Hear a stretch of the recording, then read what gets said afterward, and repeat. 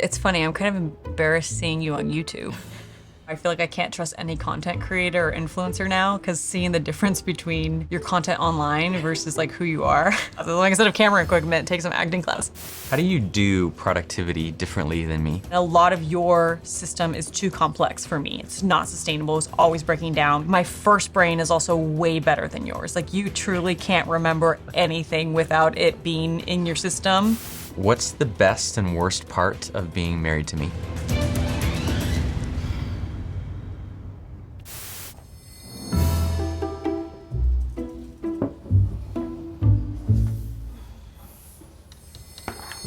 Hey everyone, Tiago here. I am very proud and... Don't laugh at me. You're proud? I am very happy to welcome today to the channel my wife and partner and co-founder, Lauren Valdez. Welcome, Lauren. Hello. How are you? Tired, but that's normal. It's just a normal day. So I want to ask you some questions, if that's okay. Okay. Could you tell the story of how we met? Since you tell it so much better. So I'm the extrovert, so I'm always like, let me tell you about our love story. You and I were working at a co-working space. I was one of like 5 women who worked in this co-working space of like 50 people in San Francisco. And I did not talk to anyone there. And I had seen you around, thought, that guy's a little interesting. I thought you were somewhat attractive, but maybe too nerdy. Like you definitely, I mean, everyone knows you had the glow up with like, you dress well, nice and everything. And that happened because of me. But I was like, not sure. And then one day there was like a free meal at the co-working space. So I went to go join that and we started talking. You were like, hi, my name's Tiago.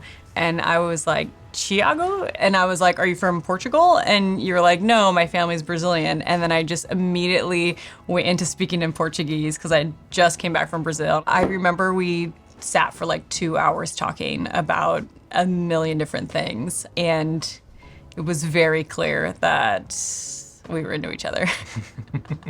And that's how we met.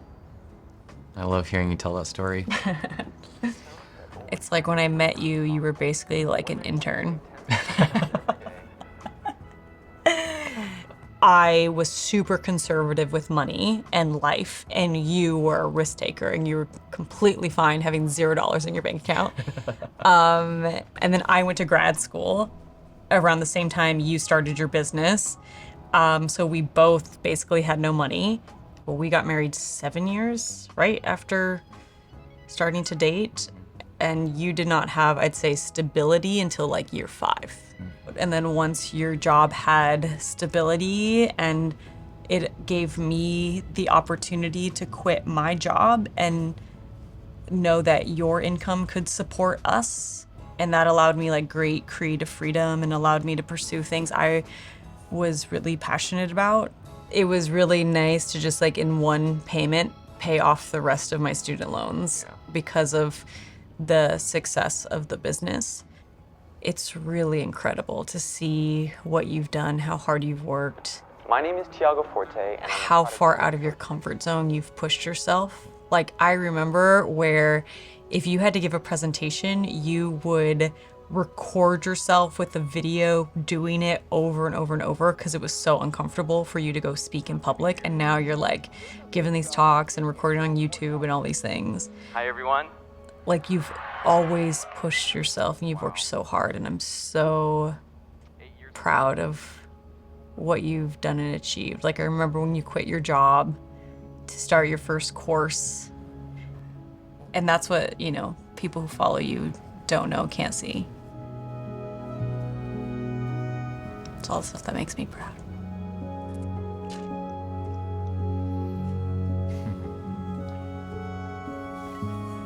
And that's what's really different about entrepreneurship. It's like you're not slowly building and saving and growing. It's so much of this. It's hard. It's definitely hard. The highs are high, the lows are low. What was the lowest moment in our relationship? In our relationship? I have always seen myself as your equal. And becoming a mother, it wasn't just becoming a mom, it was like I lost my identity while also losing my father while you were having like the zenith of your career. What does it mean to lose your identity? Oh, I joke that I'm always in an identity crisis because I change things a lot. Like with motherhood, I've never felt like I've worked so hard and also failed so much. My kids aren't listening to me, the house is crazy, like all that stuff that comes up with being a new mom. And now, yeah, I don't know how to describe it, but I feel more myself, and that is a different self than pre-having kids. But now I'm like comfortable in who I am again. What have you learned to accept about me that you used to wish was different? Or how about the stuff I still want to change? And no, I can't.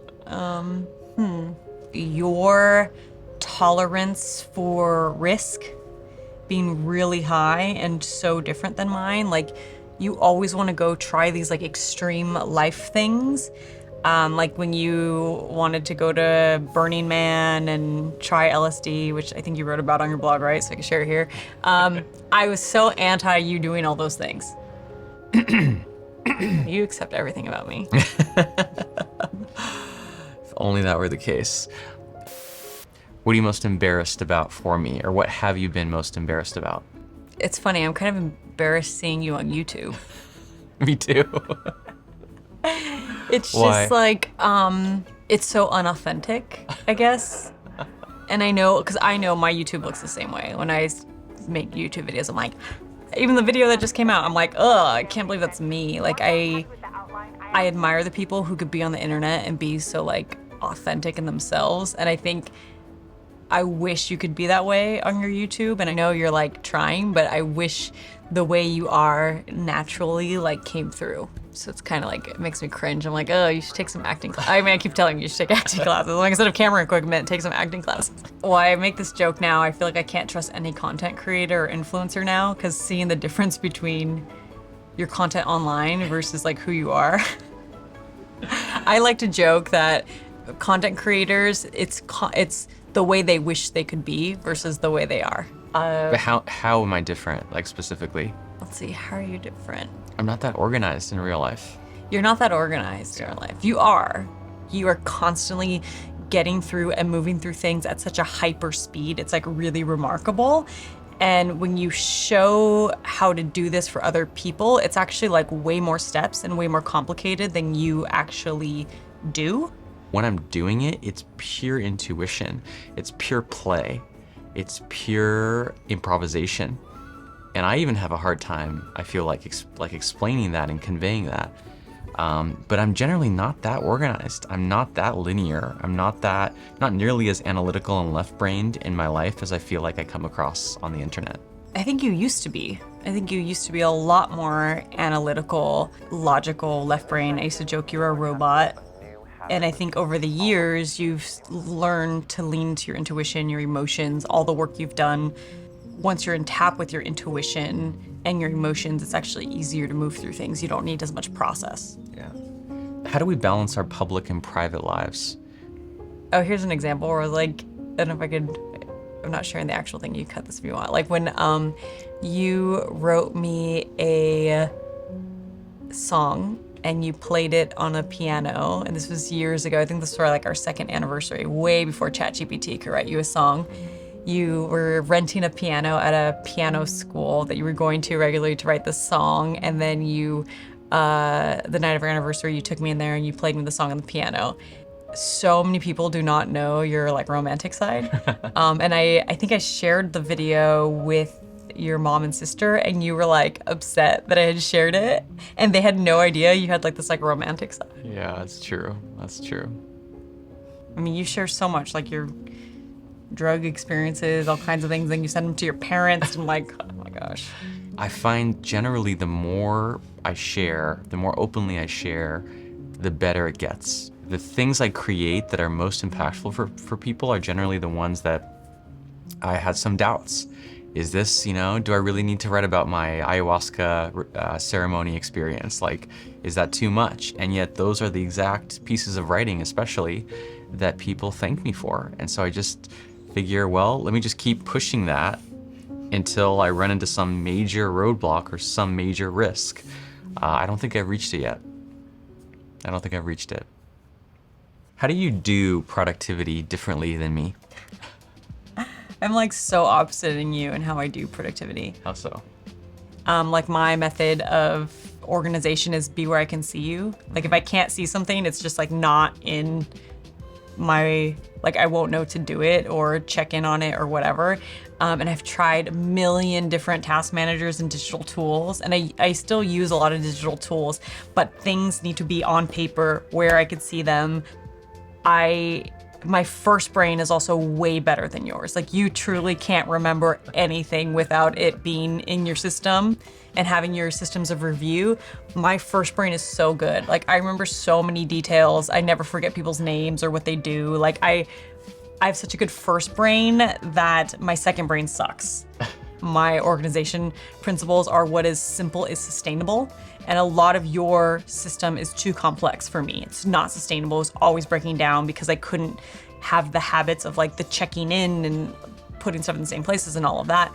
I want everything to be physical that I can. It just, I don't know, feels better. My second productivity principle is what is pleasurable is motivating. So if I'm not getting pleasure from my system and if it feels like a burden, I can't do that. Yeah. And some things I do take longer than it would take to do digitally, but I get pleasure out of them. What's the best and worst part of being married to me?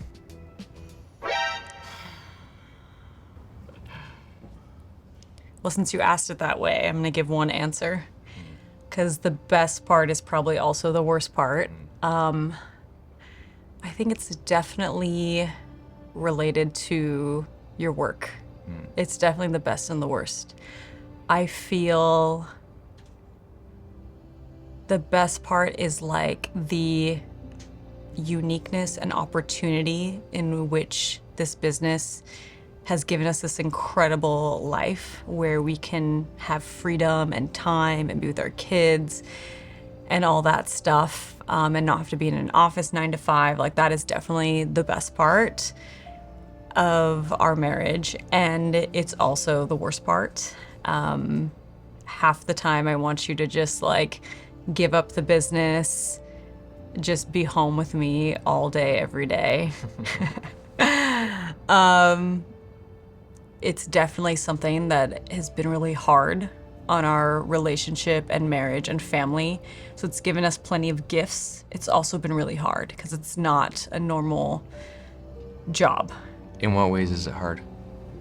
You have so many opportunities, and the more success you've gotten, the more afraid of your success I am. Why?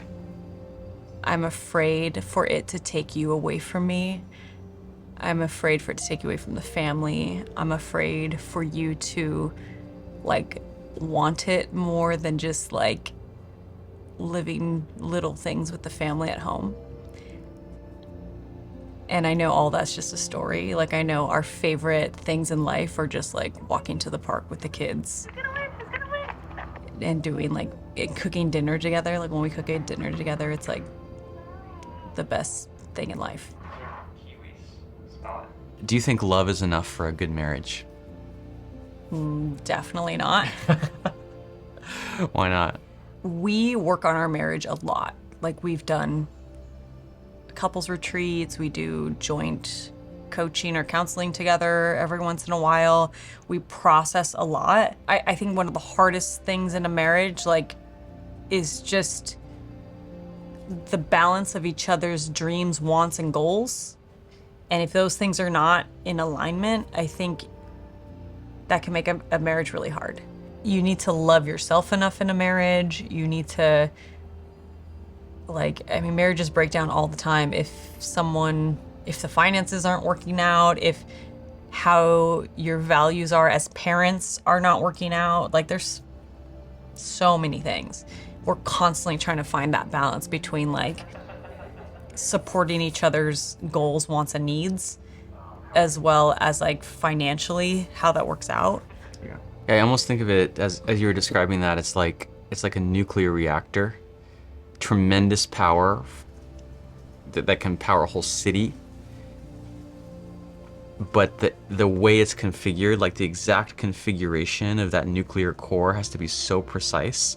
So like when you and I are really connected and aligned in just a certain way, in a certain configuration, it generates an amount of energy that then powers our whole world. But it all kind of is based on our connection and our relationship, which is why when we go out of alignment, even slightly, like we had a long day and didn't connect with each other in the evening, things start to get very unstable and chaotic and dramatic and kind of scary.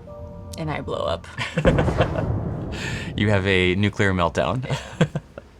Thank you for being here and being a guest, and for sharing so openly and vulnerably. Thank you for having me.